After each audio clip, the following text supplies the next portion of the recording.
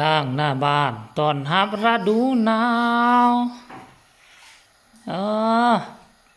เบิ่นมาตื่นเช้าแล้ววันนี้18 โมงแล้ววันนี้ตื่นสวยเว้ยตื่นขึ้นมามื้อใดก็บ่เห็นหมอกหมดกำลังใจแล้วก็ตื่นสวยแม่นซะบ่ะตื่นเช้าบ่ก็หลายมื้อแล้วบ่เห็นหมอกจักเทื่อเว้ย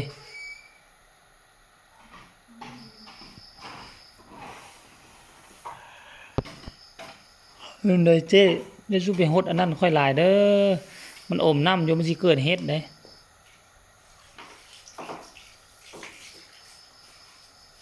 เอาล้างครับ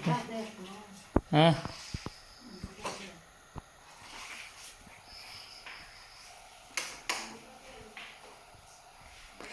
เดี๋ยวพาทุกคนไปส้มมันน่ะผักสลัดก่อนความจริงผักสลัดมันขึ้นแล้วนะเราค่อยเอาน้ำไปฮดมันฮดหลายเกินไปดันขี้ดินไปโถมมันโอ้ยตายแล้วนี่นี่มักแตงนี่กะโอ้มักแตงนี่กะขึ้นดีเว้ยใบยุงใบใหญ่มาแล้วไปเบิ่งไปฮดน้ำก่อน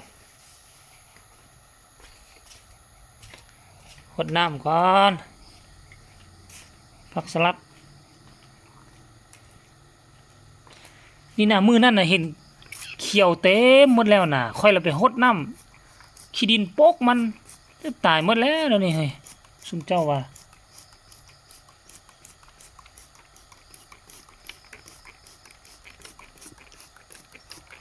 มาละ4-5 มื้อแล้วบ่เป็นอันนี้อยู่อ่ะ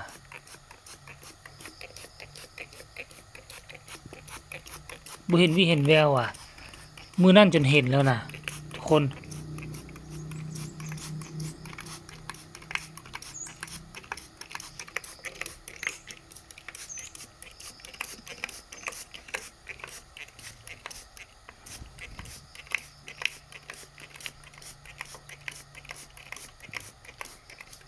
เอาไว้สำนี้แหละ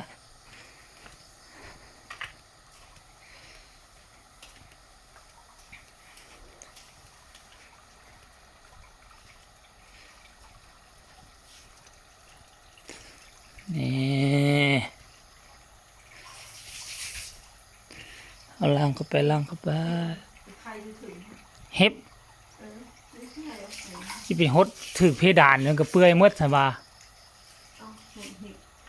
หากว่าบ่มีย่ำหนาวมันไปไข่สิบ่นอนโซฟาพุ่นหมดแล้วพอได้ฮู้วิธีแก้เฮ็บหรือบอกกันเด้อ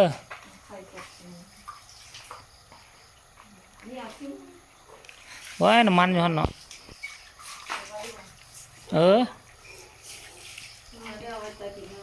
เอาเดือน12มันลอยกระทงเนาะเอาเขาก็ใต้ลอยกระทงไทยเนาะ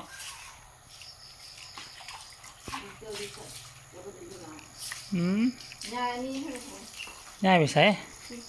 ไว้ไปกองอย่างฉันบ่งามไว้นี่เลยถึกหรือว่าอันนี้ไปเก็บไปกองพุ่นเก็บไปกองพุ่นเนาะพุ่นจะให้ง่ายโถดอกไม้ไปกองไว้พุ่นน้ำกันไปสิกองไว้ให้ยังกับกองเต็มอยู่หั่นแหละกลายเป็นปลาอยู่หั่นละทุกคนเอาคลิปนี้ก็ฝากสำนี้แหละไปอันนะเกลือไก่